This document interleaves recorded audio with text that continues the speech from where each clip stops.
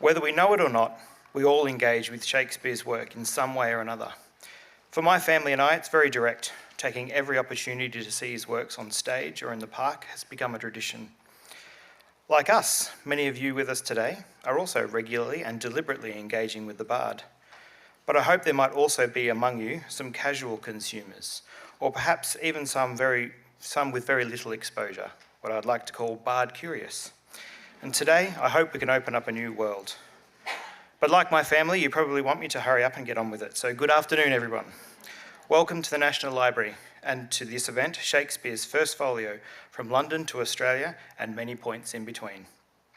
My name is Stuart Baines. I'm the Director of Community Engagement here at the Library. As we begin, I would like to acknowledge Australia's First Nations people, the first Australians, as the traditional owners and custodians of this land, and give my respects to their elders, past and present, and through them to all Australian Aboriginal and Torres Strait Islander people. We thank the Ngunnawal and Ngambri people for allowing us to be here today, and I thank the Awabakal people whose land and culture influenced me as I grew up. We are thrilled to have you here for this event, which marks 400 years since the publication of the First Folio, the first collected edition of William Shakespeare's plays. For about half of that time, these works have been read, performed, and studied in Australia, making their mark on our culture in many ways. This afternoon's event is presented in partnership with the Australian National University's Centre for Early Modern Studies. I'd now like to invite Professor Rosalind Smith, to say a few words on behalf of the Centre and to introduce our very special guest.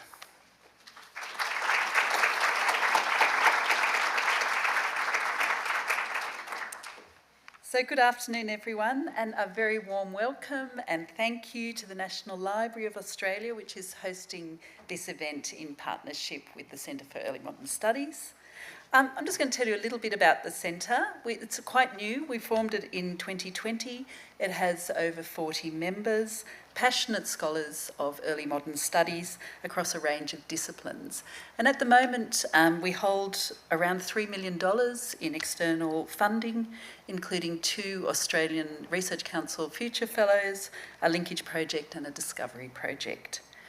Our aim is to be the leading centre for early modern studies in the Global South, and we've just initiated a consortium of international early modern centres, whose partners include the University of London, the Sorbonne and Oxford, where our speaker this afternoon is based. Our centre fosters and supports exchange between scholars at our institutions, and this afternoon we have the privilege of hearing from one of the world's leading Shakespeare scholars, who has dedicated her career to Shakespeare, to early modern drama and to book history. Emma Smith is Professor of Shakespeare Studies at Hertford College, University of Oxford. Emma has been a Fellow of Hertford and a lecturer in the Faculty of English since 1997, and is the 2023 Sam Wanamaker Fellow at Shakespeare's Globe in London. She has written and lectured widely on Shakespeare, including the best-selling This is Shakespeare, How to Read the World's Greatest Playwright.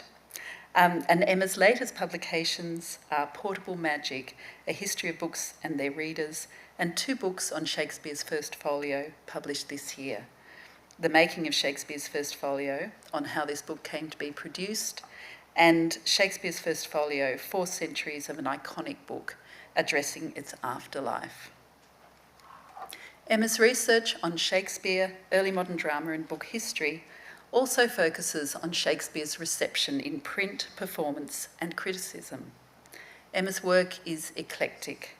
She is interested in early modern plays in performance and has acted as a consultant, dramaturg or reviewer for a number of recent productions, including those by the Royal Shakespeare Company, the National Theatre and the Donmar Warehouse in London's West End. So Emma's in Australia as a keynote speaker for the celebrations at State Library Victoria in relation to the Emerson collection of early modern rare books that's held there.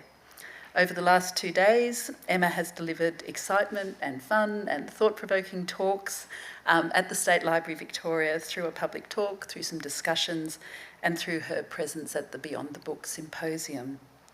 Being in Canberra today was not on the original itinerary. However, Emma generously accepted our invitation, and we're really privileged to have her here today for today's lecture, Shakespeare's First Folio, From London to Australia, and many points in between. Apart from being famous, Emma is a friend and an inspiring colleague. It's my great pleasure to introduce her today, and please give her a very warm welcome.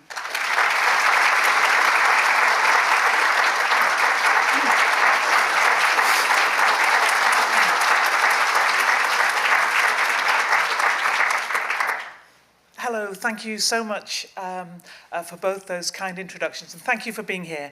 I gather there's some other things happening in the world of Australian culture this afternoon, so I'm really pleased that you chose this one.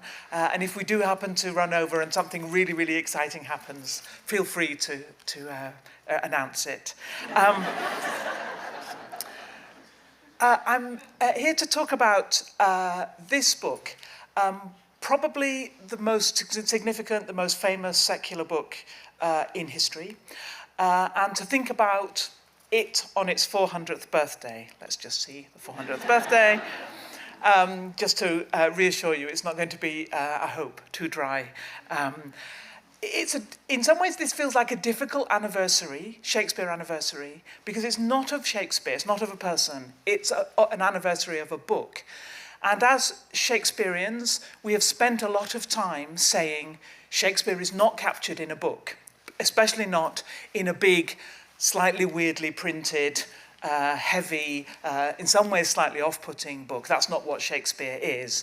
And now it comes to 2023, we're saying, well, sort of it is what Shakespeare is. But the reason and the framing for what I want to say this afternoon, the reason to celebrate this book, I think is twofold. One is this book, which is published after Shakespeare's death, so Shakespeare dies in 1616. This is in some ways the last hurrah of the Shakespeare generation. It's produced, as we're going to see, by men who knew Shakespeare, but who are handing over, really, the baton to new kinds of writing, to, what's the new thing happening.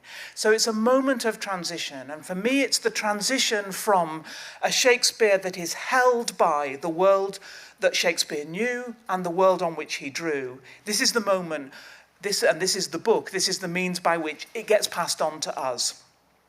And even though I'm going to be emphasising the historical constitution of this book, that's really in the service of saying this is what this is what delivered us these plays, for us to do what we want and need to do with them.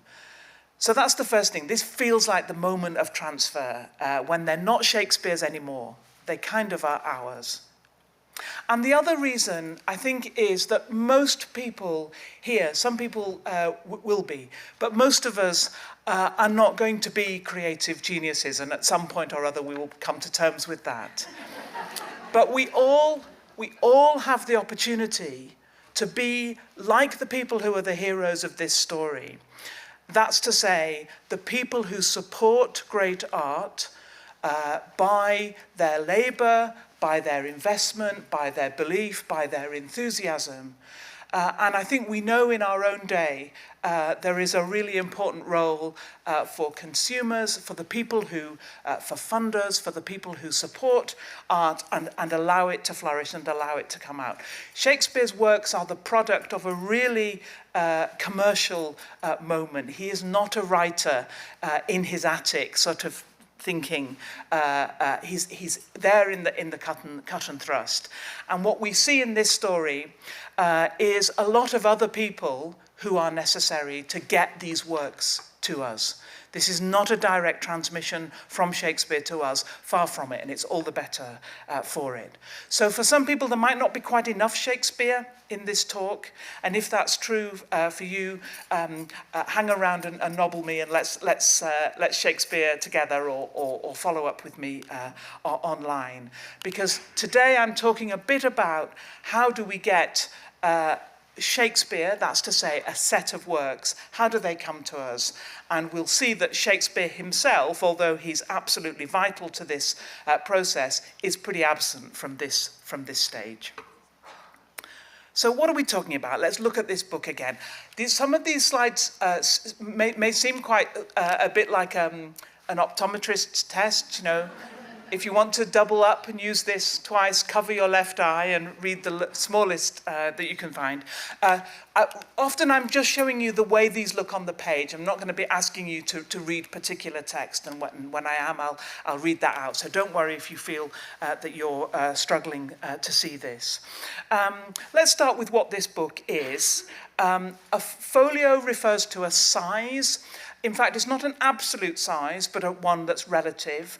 It means that the sheet of paper has been folded once to create a printed page, if you can imagine, which has 2 printed pages on one side and 2 on the other, and then is folded to create 4 printed leaves of a book. It's a collected, the first collected edition, as you heard from Stuart, and it's organised into 3 genres: comedies, histories, and tragedies. For various reasons, it doesn't have any truck with the poetry, with the non-dramatic poetry. This is an edition of Shakespeare which couldn't give a hoot about the sonnets, the narrative poems, the other bits of Shakespeare. This is a theatrical collection. And it's also really significant because it preserves in print a large proportion of Shakespeare's plays. So if we back up a bit, most plays that were performed in this period in England, which is the great period of the theatre, that's the culture that everybody is interested in. The majority of plays that are performed in that theatre never get printed. And they don't get printed because they've done their job by being plays. And it's by no means clear in the printing industry that there is any market for people who want to read plays. That's not a given at this point, and you can understand why. You, like me, might have really, in the UK, we've just finished Succession. I don't know whether we're all on the same global time with these great series. I love Succession. I'd love to watch it again. I don't think I'd really like to get the script of Succession and study that for a while. And something I think similar is probably true of the theatre. The fact that plays are popular does not necessarily mean that there is a market for people who will just read their scripts. And scripts is a word that I think, thinking about the first folio, we don't tend to say enough. And I'm going to be thinking about the scripts that underline this edition. So, most plays are not printed, and therefore, most plays do not survive. So there has been a huge loss of plays from this period. The vast majority of plays that we know were performed, we don't have. So print is the means of preservation.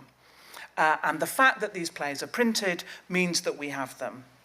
And let's just look a little bit bigger. I have highlighted here, when we were just checking the slides before, someone said, I didn't know Shakespeare had a highlighter. What I always think about this slide is, if you're a librarian, look away. I honestly really...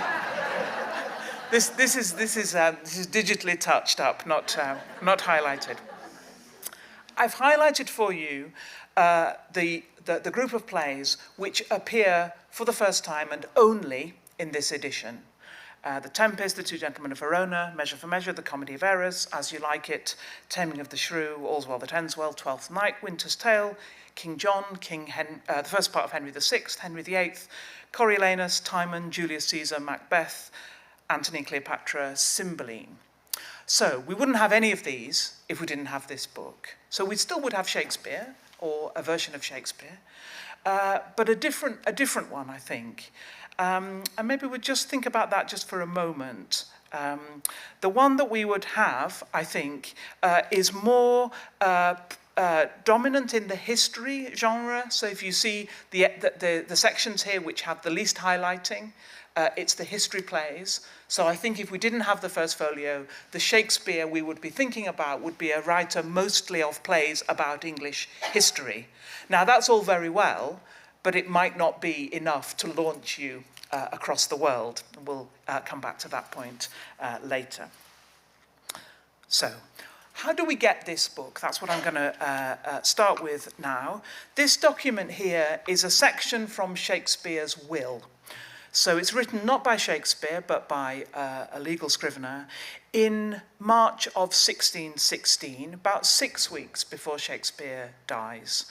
And over a period of perhaps 2 or 3 visits, Shakespeare settles his will, and we can see the process of that, because we can see what are the second thoughts, what have been interleaved. The most famous second thought I'm not going to say much about, but it's that he leaves his wife, you may have heard this before, the second best bed. If you like Shakespeare and think he was a good guy, you say the second best bed was the marital bed. It is a great gift of the sort of emotional heart of the marriage. If you don't like Shakespeare, you say, what? The second best bed? Here, in fact, he's not thinking about his family, he's thinking about his work colleagues. And in the middle of that section, in an interleaved, a little insertion, he bequeaths to my fellows, it says, my fellows, John Hemming, Richard Burbage, and Henry Condell, 28 shillings for rings. So mourning rings, to buy a ring of remembrance, was a very common bequest in this period. Nice bequest, actually. You say, you know, buy this to remember me. But for lots of scholars, there's been the suggestion that implicitly or even explicitly, Shakespeare wants a different kind of memorial from these guys. What he wants is his collected works gathered together. And it's certainly true that John Hemming and Henry Condell, 2 actors with whom Shakespeare has been working for 20 years. These go back a long way. These are professional colleagues and friends over a long period. They, the people who are in the will, they sign the epistle, the letter to the reader that is at the beginning of this book. So it seems as if they take on the commission. Richard Burbage, the 3rd name who was mentioned in the will, who was the great tragic actor, without whom I don't think Shakespeare would have written in the way that he wrote. We can see that Burbage's own powers develop sort of along with Shakespeare's, and Shakespeare comes to write plays really organised around Burbage's extraordinary emotional range and his kind of acting abilities. We also know, I think, that Burbage's first big role was Richard III. And I think Burbage must have said to Shakespeare, I cannot do a role like that again. And because every other Burbage role afterwards has quite a big gap in Act 4. If you notice, if you think about what's Hamlet doing in Act 4, well, we don't know because we've gone somewhere else. And I think Burbage must have been off stage having a drink or having a rest. But Burbage died in 1619, and so he is out of the picture for doing this commission. There's a huge outpouring about Burbage's death. People really felt close to him, as we feel often close to actors or those kind of media figures in our own time. And it gave rise to what is my favourite epitaph of all time. So this is for Burbage, the actor, and it's just "Exit Burbage," which I like very much. Okay, so we're just back. I've done a slightly blockier version of that to be a bit more direct about what would be lost, because I just want to use this just to think for a moment about what we would have lost without this book. I think that we would have lost these particular plays, and that's very significant, but I think we would have lost the sense that Shakespeare was important. And that's in part because Shakespeare's importance at some key points in his afterlife, in his survival, has been precisely because this big book has been available for people to pull off a shelf and consult. Small individual works are very easily lost or dispersed, and we see that with other writers from this period. For example, as you will know, when the English briefly got rid of their monarch, they also got rid of the theatre. You win some, I guess, you lose some. And when Charles II came back to the throne in 1660, what was restored along with the monarch was the theatre. Charles had spent time in France and in the Low Countries. He'd been very interested in theatre, and he wanted the theatre up and running, like on Monday or something. And everybody's thinking, how are we going to do this? What? Nobody's written a play. The theatres have not been open at all. And we know that Thomas Killigrew, who is one of the men who gets a patent to and the command to get the theatres open, we know he owns a copy of Shakespeare's First Folio. And I think that's what he goes to and thinks, what am I going to do? What am I going to do? He lands on Twelfth Night. He thinks, this is going to be fantastic.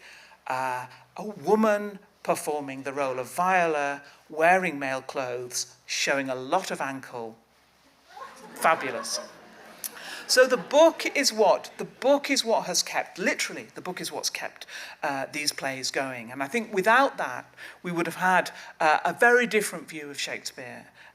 Shakespeare would not have come to Australia, I don't think. He would have been an English writer. He would not have come to all the other global sites and adaptations and translations and intensely creative engagements with Shakespeare that we have.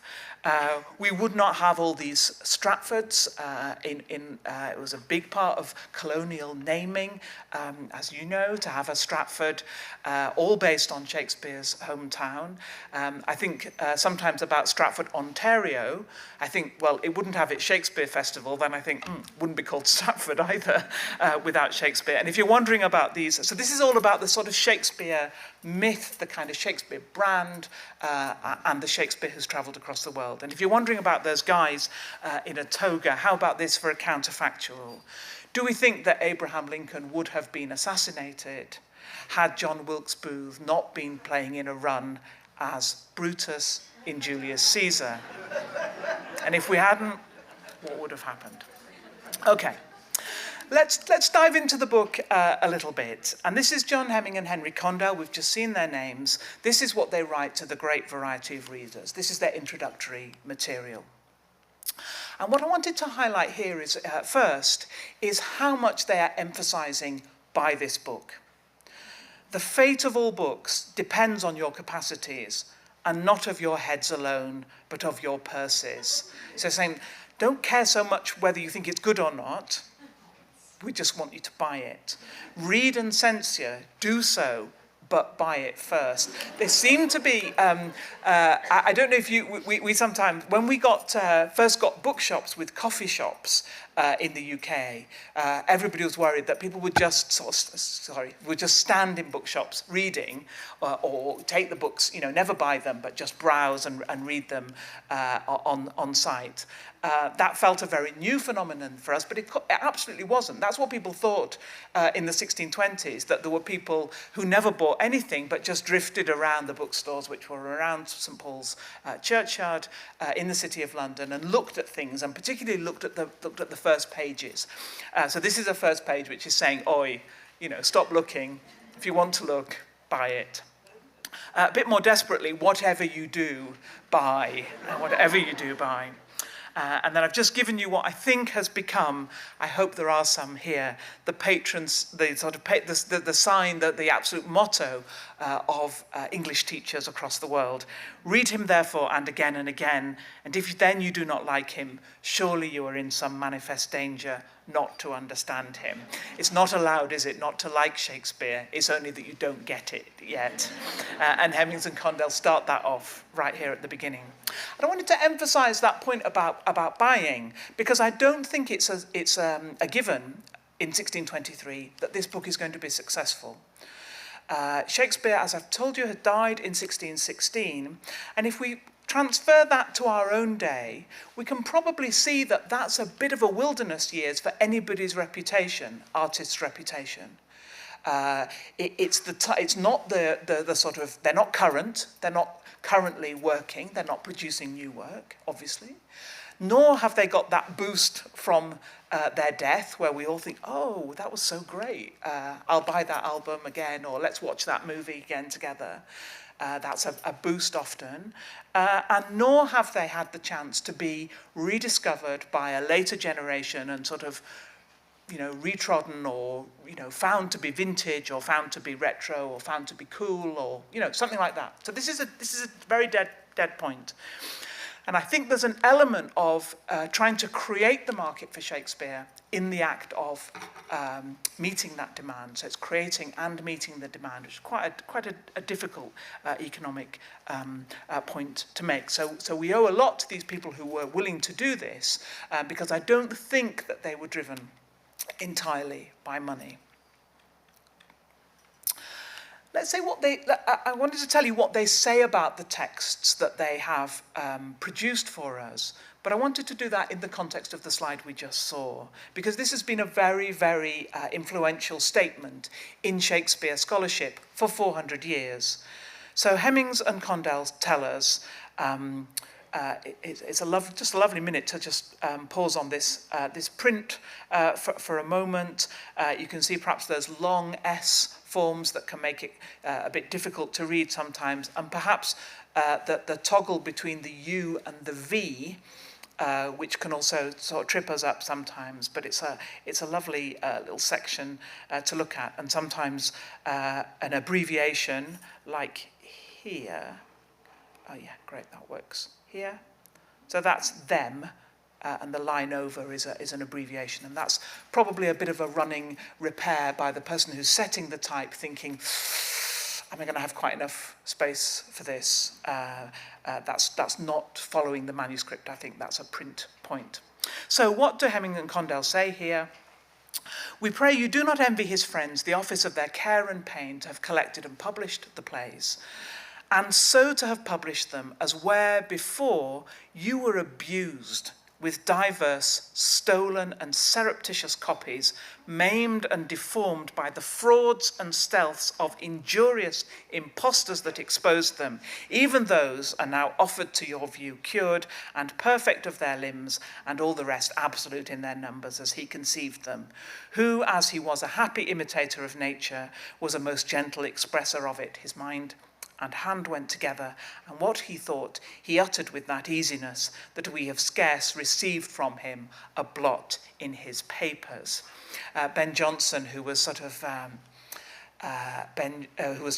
Shakespeare's kind of frenemy, I think, that they were great rivals, they were knew each other well, were sort of friends and enemies. Jonson responds to that saying, well, would he have blotted 1,000, actually saying sometimes it would have been better if Shakespeare had cut a bit and done a bit more work. And I actually, heretical as it might be, I think I sometimes agree with that.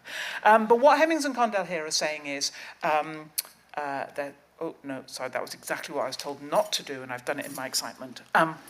They're talking about these previous publications.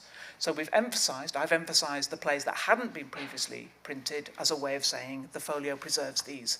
But the corollary of that is half of them had been printed before, and they exist in these lovely, lovely quarto editions. I could spend the rest of the day on the layout of these pages.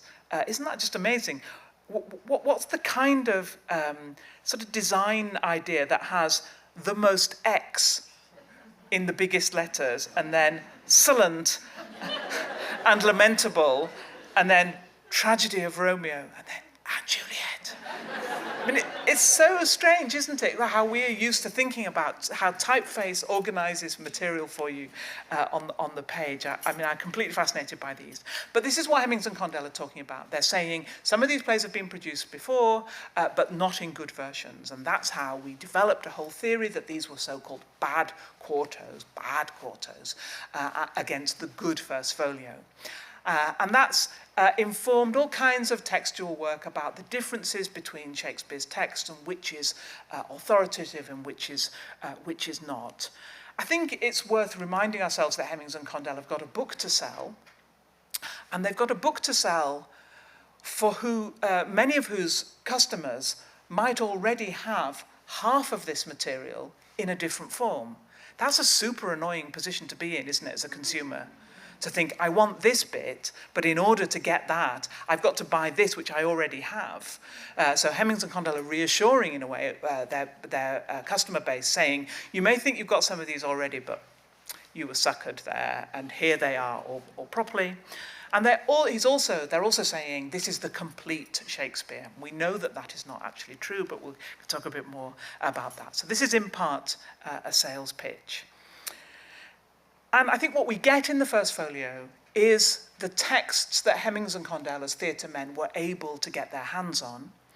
And I think in almost every case, that represents the most recent version of the play.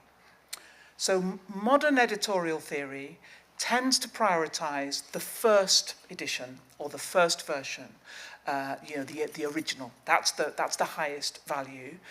And sometimes, I suppose, we're interested in later versions where we think authors have developed and edited their own work, although there are not actually all that many authors in the history of literature whose edits have made their work better.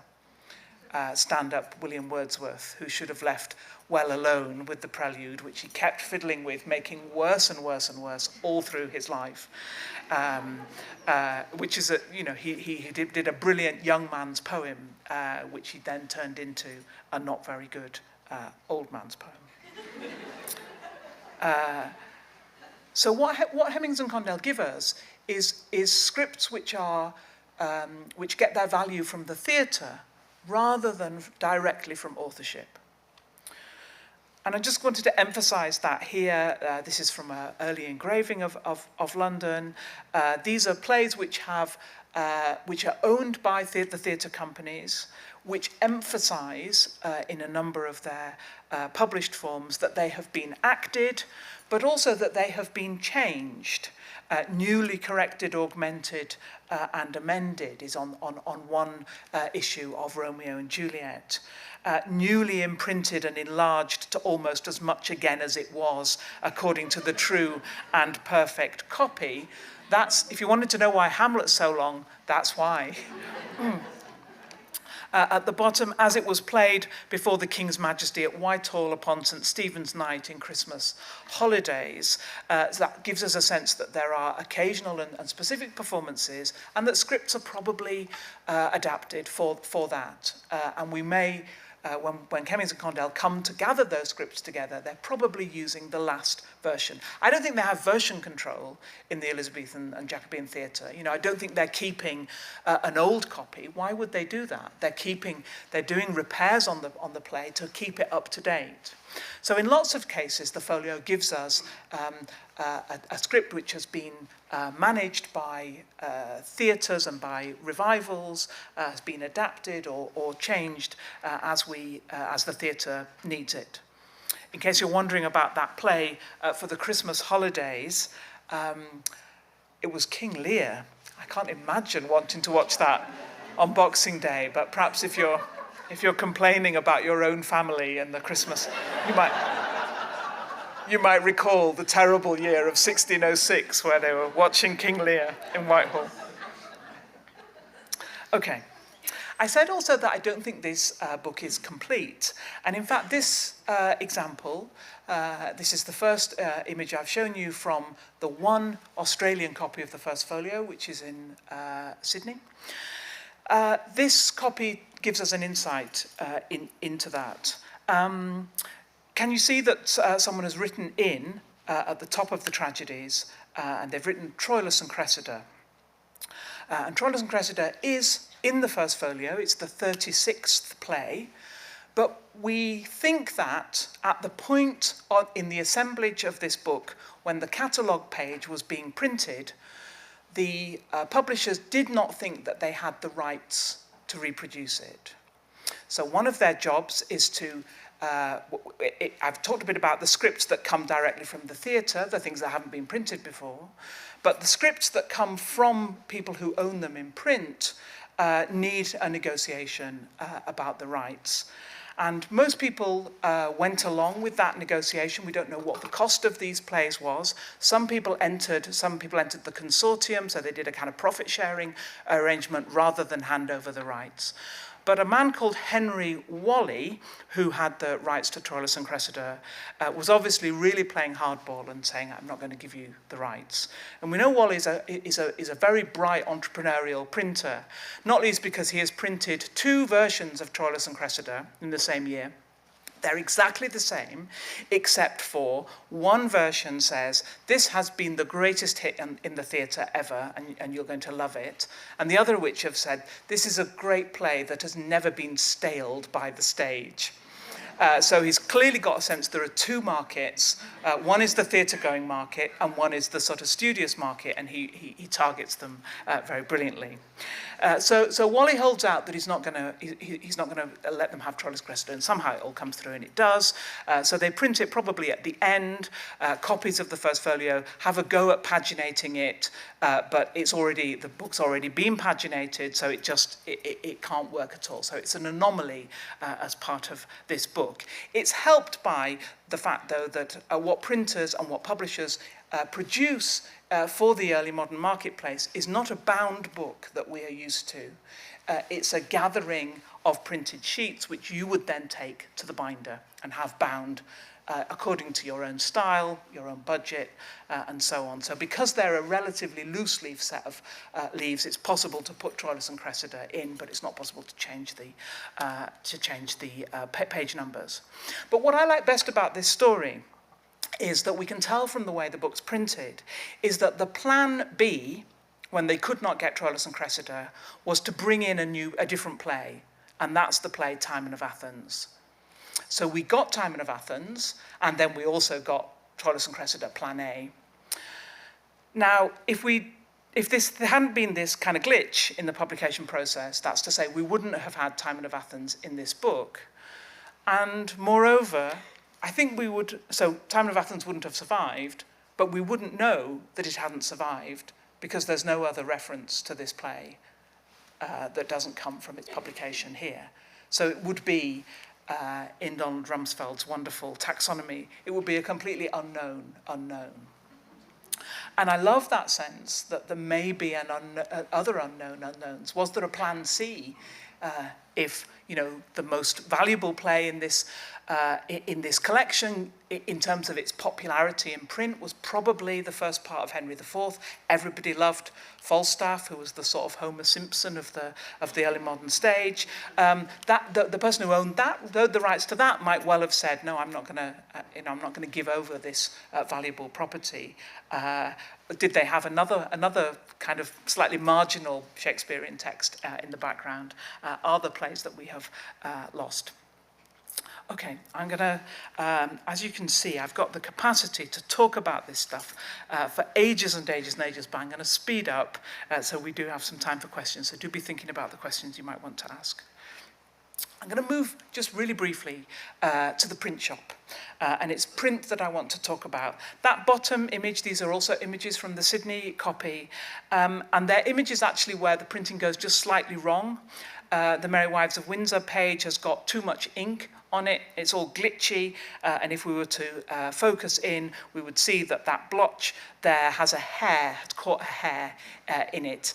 And that's made a bit of a mess. And it just reminds us what a labour-intensive industry handpress printing was. We've got a picture of it there, and you may well be familiar with this, but it's a lovely image of the industry of the print. So in the foreground, we've got the men preparing the press, inking the pages, inking the type, with those sort of leather paddles. The Merry Wives of Windsor has had that job done a little bit in a little bit of a blotchy way, but it's a great, if you do any printing or any lino cuts or anything, you know that getting an even inking across the block is really, really difficult, especially when you've got this gloopy ink that you also have to make. There's no patented ink. So you can see them doing that there. The other guy is fixing, I think is unfixing a printed page, which he's going to take out and put down a piece of fresh paper, and the piles in front of them are unprinted and printed sheets. And in the background, in the light of the window, you can see the men who are working as compositors. And so the compositors gather together each individual piece of type, and they set it in a stick called a composing stick, and when they've got about 3 or 4 lines, they transfer all that into a frame, and then they build up the frame to be inked and printed there. So it's an incredibly labour-intensive job. There are millions and millions and millions of individual letters in this book. And the letters are set out in these cases. You probably know this already, but the higher case, the upper case has the capital letters in it, and the lower down case has the small letters. And we haven't still got the cases, but we've got the names. And one more thing, the individual pieces of type are called sorts. So a phrase we have in England, I don't know how current it is with you, to be out of sorts, to be a bit, really again comes from the print shop. It's that feeling of, oh, no more. In printing plays, it's usually no more capital E's, uppercase E's, because plays are really heavy on that. Think about all those exits, enters. There's a lot of stress on that word. It's a sort of inverse Scrabble, I think, somehow. And down at the bottom, in order to take the ink in the print shop, the pages had to be moistened. They had to be damp. And that seems to me, as someone who's quite clumsy, a recipe for an enormous amount of mess.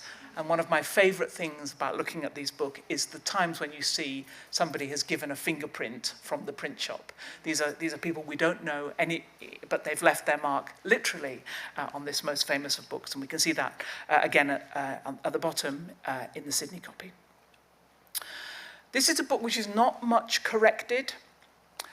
So some of our sense that every word, every comma, everything in Shakespeare is sort of perfect and valuable and meaningful may be a little bit off. There are a lot of accidentals in this. There was some proofreading in the print shop, but it seems mostly to have been in order to supervise the work of a new apprentice, a man called John Leeson, whose main gift to this book has been to show us how skilled print workers were and how hard it is to do. He's a year, he's in the first year of his apprenticeship and he's set onto this book.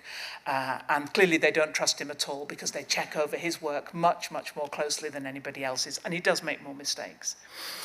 What nobody does seem to check, though, is to check against copy. So we've got what's effectively a check for typos, that you can just look at the page without knowing anything about it and see that's a mistake, that's a turned letter, that's a nonsense word, that's a gap that needs to be filled in. Nobody's checked it against the copy. And like all corrections, if you correct your university essays or whatever, you'll know that in the course of correcting things, you quite often make another mistake. That's a great truism about proof corrections in modern publishing. What we've got here is one of the sheets that's been marked with corrections, which has then been bound up in a copy of the first folio, and that's because paper is really expensive. So even if you've marked even if this is a corrected sheet, you wouldn't throw it away. You would still put it in the pile and it would be part of a book. And we've got about 6 of these existing. There may have been more that have been washed. But the correction marks down the margin. And then the other copy is the same page that has been corrected, except that we can see that the circle marks a correction that hasn't been done. And the line marks a correction which has made another mistake in its turn. So that's kind of, I guess that's the way of it, isn't it? It's good to remind ourselves that this, a work which is often, treated with the kind of reverence of complete, that this is complete perfection, is actually a pragmatic book. It's a contingent book. It's a book made by real people who were sometimes, on a Friday afternoon, like all of us, doing not their best work, and who were trying to work against the clock in all kinds of ways. That sense that the book had not been completely corrected was really permissive to early readers. And I'm just going to talk in the very last few minutes of this talk about how people received this book. So this was an expensive book. It cost £1. What does that actually mean? I mean, that's a kind of what we would call middling to upper sort kind of budget. the market for books is already quite an elite market. So within that, it's not a particularly outstandingly expensive book. But the first people to buy it are middling to sort of lower elite status. And the first folio is, if we think about it in economic terms, in fact, it's like buying a car. As soon as you take it off the St. Paul's churchyard forecourt, it has lost some of its value. And we see that through the 17th century, that it doesn't become a valuable book until much later. Part of what's great about it not being a particularly valuable book and not a revered or sort of semi-sacred book, as we've often made it, is that people just get down to it and change it, improve it, point out things that they don't think are correct, add in things that they think are missing, correct the Latin, which must have been a very good feeling. And all this marginalia is really, really fascinating. We can see people blotting out an oath they obviously found offensive down at the bottom, adding in an exit stage direction, correcting the Latin. And then this is a favourite of mine. This is Romeo and Juliet. You can see in that, and that Juliet is talking to the friar. And then the folio says the friar delivers this rather passionate speech to her. Ah, Juliet, if the measure of thy joy be heaped like mine, la la la. And obviously this reader thought, that's not appropriate. The friar should not say that. So crosses out friar and says Romeo.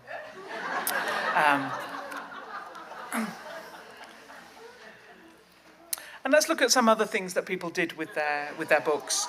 This is the same, yeah, it's fabulous, isn't it? Absolutely fabulous. This is the same page, clearly in two copies, and they're doing two quite different things. The one on the left, I think, is from the Carey family in the 1630s. And they are a family who've been in Ireland, and they come back to London. And I think the young men of the family are excitedly throwing themselves into metropolitan culture. And they're using this list of the actors to sort of celebrity spot, really, to say, I know this one, I've seen this one, I know this one by report. So this is a list of actors more or less in chronological order. So the earlier ones have already gone. They're legendary already, but the ones, as we come to the end of the right-hand column, are the current actors of the King's Men, so they could still be seen acting. And the Carey boys have written proudly. The one I like best is next to Robert Benfield here. Let's see if we can get the cursor. What that little bit of writing says is, no, I know him. He's my famous friend. And probably almost 100 years later, this is young Elizabeth Oakle, who has had a really good go, hasn't she, in this space, showing us that children's house drawings have really hardly changed in 300 years. What I like about this is, obviously, we don't know whether Elizabeth Oakle, we know it's her because she signs her name. She has a good go at her name later on in the book. And she's probably about 8 years old. We don't know whether her parents are horrified by this, but we can see that she's had plenty of time to do this drawing. This isn't just a kind of grab and a kind of, is it? This is somebody who's sort of, I had a picture of her lying down on the floor, slightly tongue out, doing her drawing. And that suggests that at this point, at the beginning of the 18th century, this book is not shut away in a library. It's not even in the space that at that period tends to be seen as a male space, the space of the study or the library. It may be in a more family space, a space associated perhaps particularly with women and with children, and that's partly because of it as an English language book. But there's other evidence that suggests quite prominently that women were early readers, early adopters, if you like, of Shakespeare. And I've just given you some examples here of women who've written their names in the books. I worry about Anne Hurl. She is in the copy which is in Auckland, and she has written her name 4 times, but in Othello, and in the last scene of Othello, which I don't want to spoil it for anybody, but so we don't know if this is a cry for help across the centuries. I don't know what happened to Anne Hurl. I've never been able to trace her. Mary Chapman I like very much. That's back to the most excellent, isn't it? Do you think Mary Chapman thought, if only I'd started a bit further along, I could have got all my name here. And then these two examples are both from the Sydney copy, rather lovely ones. I don't know whether they're entirely contemporaneous. Elizabeth Winderbank at the bottom, her book. Elizabeth Winderbank, her book. Brilliant statement. And do you know where she's put it? She's put it at the end of Hamlet. I mean, I salute her, really. What a great thing to do. And then Thomas Hurst on the other one, the unworthiest of your servants, Thomas Hurst. And he's put his at the end of Antony and Cleopatra. And so I don't know if they're together. I feel it's not going to work. I think if his model for life is Antony and Cleopatra and hers is Hamlet, I don't see it working. But it's a nice example of how people are doing all kinds of things with these books. They matter in their lives. And I really love this period in the life of this book, because one of the things that has happened to it as its value has increased is that it's become more and more withdrawn from the ordinary kind of sociability of books. But that recorded in it are all these examples. And here's some of what people also do with these books is to pick out their favourite bits, to cherry pick. I don't think anybody ever read this book from start to finish, and probably nor should they. I think they dove in for the bits that they liked, for the plays that they liked, and in particular they picked out from them bits that they enjoyed. So in a way that anticipates what we do, the sort of culture of quotations, but commonplacing in this period is slightly different from that. I think when we pull out a quotation, we're thinking about something which is expressed in such a distinctive way that it's sort of instantly recognisable. Commonplacing readers were looking actually for quotations which could be slipped into their own writing or could help inform their own better writing. So they're looking for something more standard in a way and not exceptional. So nobody commonplaces, nobody marks for notice, a horse, my kingdom for a horse. Perhaps because they think, well, I'm probably never going to have much use for that. But in The Tempest, which is the first play in the book, and it's often the play that is most heavily annotated, you feel as if people have started out with great intentions and perhaps, given up. The Tempest, if we were thinking about quotations now, we would probably say Brave New World that hath such people in't, or we might say our revels now are ended, or something, our little life is rounded with a sleep. Those bits are not really picked out. But there's a scene that we would really hardly notice where Ferdinand, the shipwrecked prince, sees Miranda, Prospero's daughter, on the island, and he goes into full, really quite sleazy chat-up mode. She's quite bewildered by this because she hasn't had any of this courtly engagement before, and he's got all these lines. He's got, "Oh, madam, it's always freshest morning when you are by me at night," and so many copies have got this underlined, and you think, listen, this is going to be such a winner. This is going to be so great. Okay, let's just finish up with the copy in Australia. So there are probably about 230 or so copies of this book still extant. That's an extraordinary survival rate. This is not a rare book by early modern standards. And it's not rare because it's so big, it's really hard to lose. Once you've got it, I think we probably all know that the books that are best preserved in our houses are the sort of big things that we sort of don't really know what to do with, and you put on a shelf and they're still there 30 years or 300 years later. The majority of these copies are in the United States, and that was part of a huge transfer of wealth, cultural authority, and a general transfer from Britain to America around the turn of the 20th century. American industrialists were hugely, hugely wealthy, and they were making new money old in a way by buying up artifacts, particularly books from England. So there's a huge transfer over to the US. There are a few copies in Europe. There is one in South Africa, which, like the copy in Auckland, was given by the same British colonial governor, George Grey.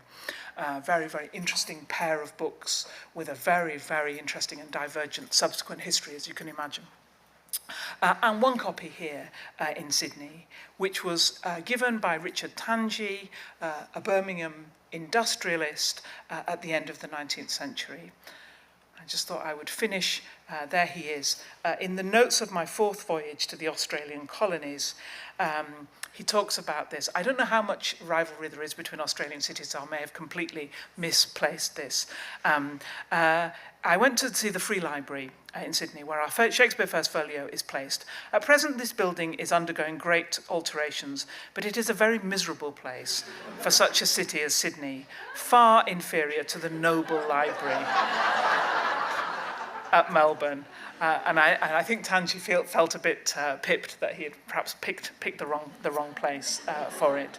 It's very, very unclear. I'm making a very quick visit to Sydney next week. It's very, very unclear, really kind of quite why this book in particular ended up here. It's not part of a larger collection, but it's a fantastic thing to have so nearby and on display in Sydney in the library from now until February.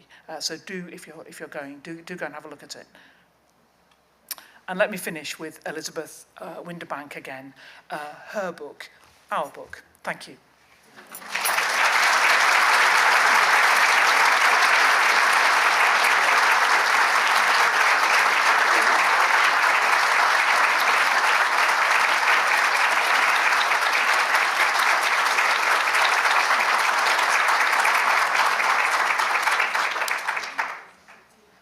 Thank you. That is an amazing way to look at that legacy and those words that we hold to our hearts with Shakespeare. I think we'll all agree that both Sydney and Melbourne far inferior to our bush capital. We now have time for a few questions. No one from Melbourne and Sydney has got up and walked out, so that's good. If you'd like to ask a question, please raise your hand and wait for the microphone to come to you. We need you to use the microphones for the benefit of the hearing loop and for the recording. And I wish you would remember Professor Smith's words. Probably none of you are creative geniuses, so no stories, no sonnets, just a question if you could.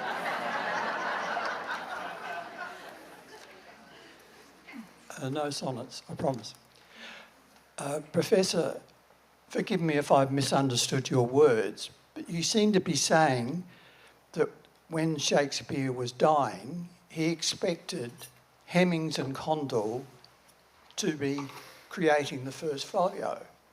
I've read just the opposite, that by the time that Shakespeare moved to Stratford, he'd sort of cast his plays to the wind, and his interest lay completely elsewhere. In fact, he had no respect for his own writing in a way. But you seem to be saying that he died happy in the knowledge that Condell and Hemmings were going to look after his legacy.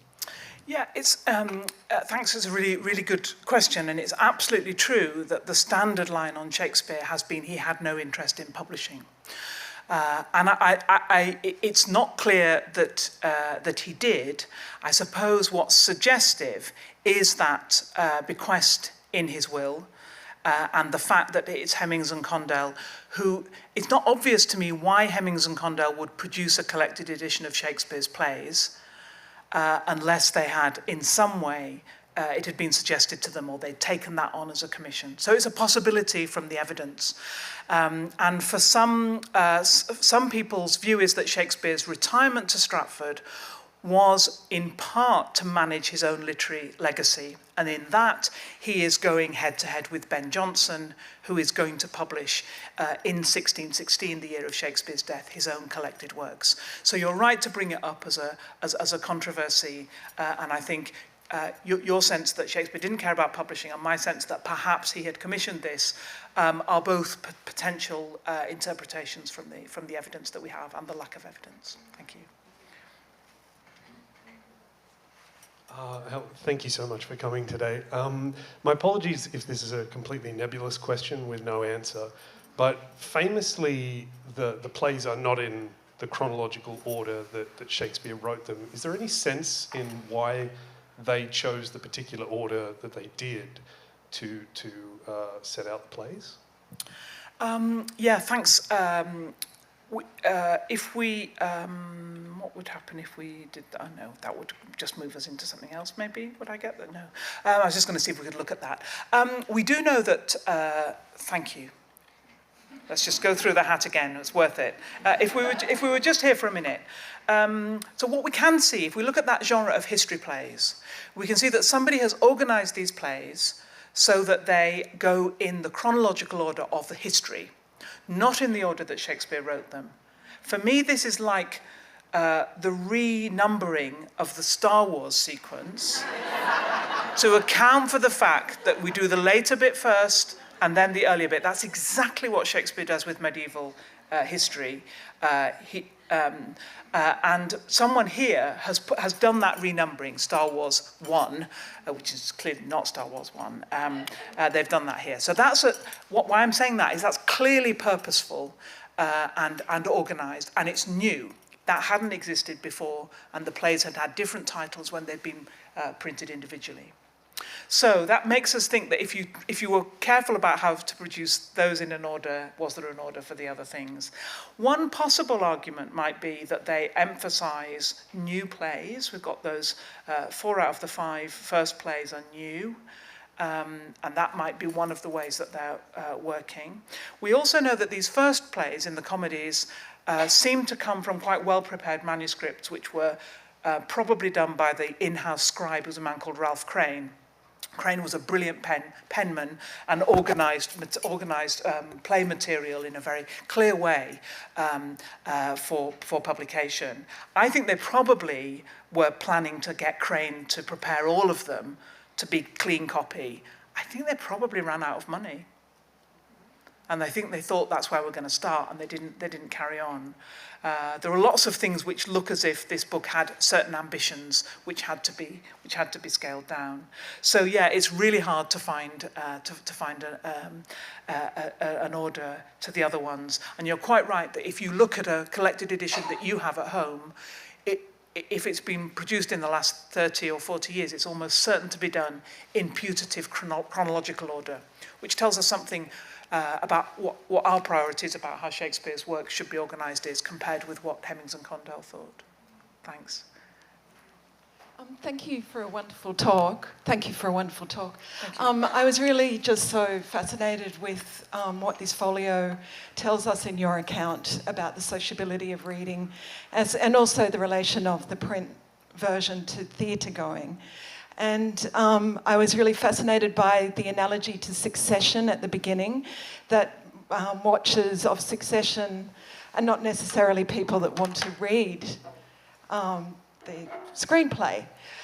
Yet as soon as an episode comes out, we get this response immediately on social media of, opinions and quotations and sharing of memes, etc. And to some extent, I thought of this when you were taking us through some of the marginal, and also the revisions and editing, and I wondered if that analogy works at all. That's a great question, thank you. I think meme culture, the snippeting for circulation, either as to stand in for the whole, the kind of literary figure of synecdoche that you have a little bit and it conjures up the whole, or as completely independent fragments, which is what the little kind of videos or moments you can get to add to text messages and things. They're completely extractable from their context, aren't they? And they're just somebody, splurting out a drink because it's something so funny, or, banging their head on a desk or something. They're completely decontextualized, and that's partly what commonplacing does. I think what's probably different is the speed and the immediacy. So this is a sort of long-form Twitter thread, as we used to call it, over years and years and years. But it's some of the same kind of interactivity and sharing, which I think it's a really useful analogy. Yeah, thanks for bringing it forward.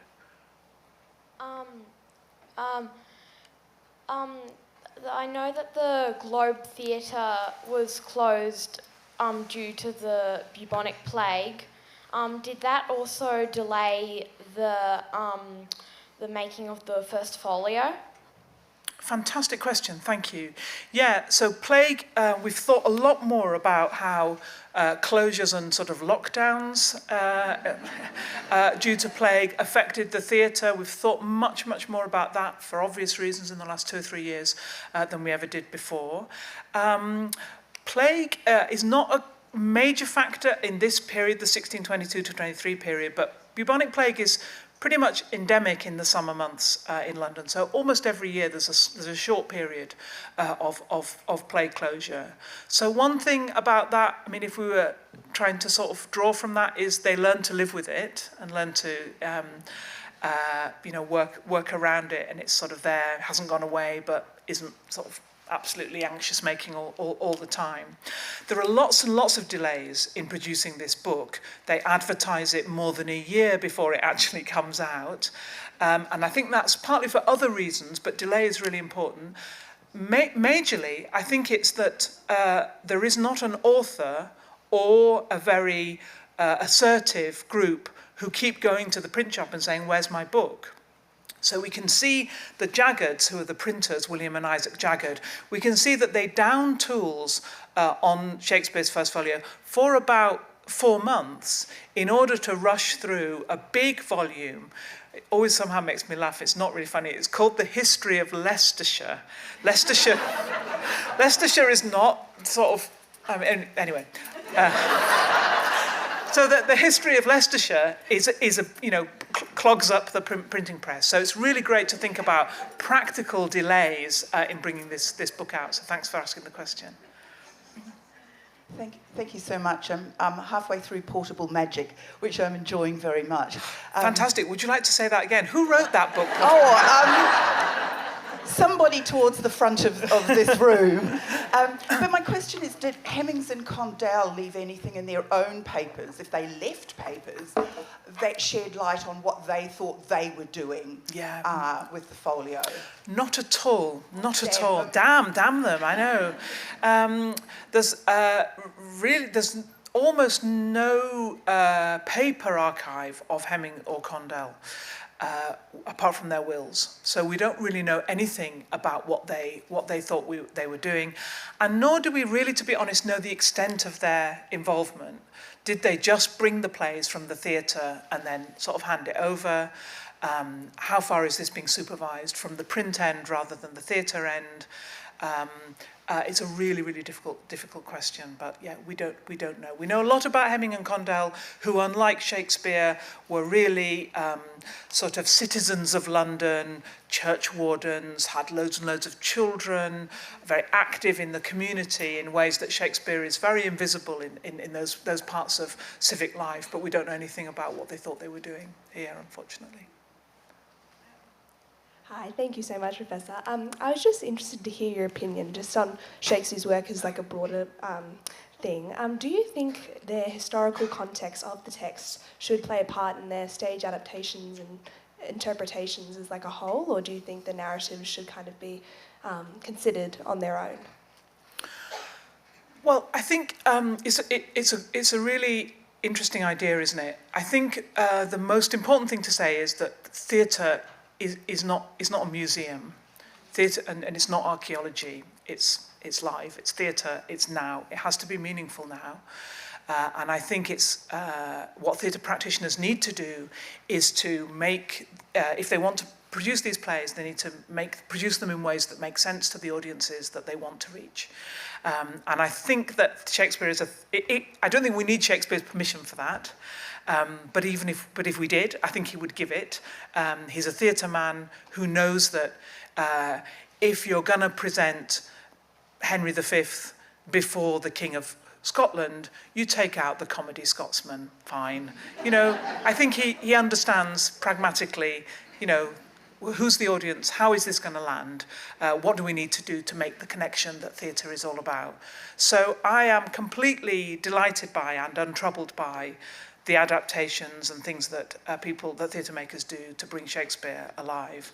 And I'm always being rung up by outraged newspaper columnists saying, isn't this terrible? And I never quote it because I always say, no, I don't think this is terrible at all. I think Shakespeare can cope.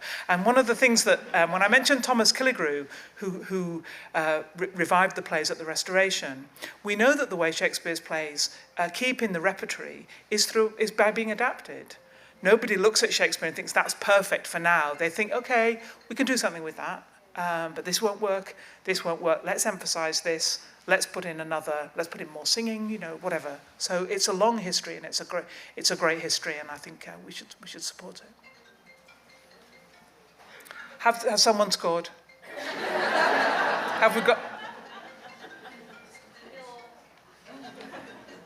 Excellent, you can all stay then if it's 0-0. Thank you, everybody. That's all we've got time for the questions. But if you can join us in the foyer to continue the conversation, and perhaps you can talk about portable magic. Fantastic book written by Professor Smith. Now, Professor Smith did say, please tell everyone you don't have to buy it. However, the fate of all books depend on your purse. Also, 10% off. For those of you wanting more Shakespeare, please join us on the 22nd of September here at the library, where we'll partner with ANU and Bell Shakespeare for an illustrated lecture where we explore some of the influences on Shakespeare from our collection and beyond. Can you all please join me in thanking Professor Emma Smith once again?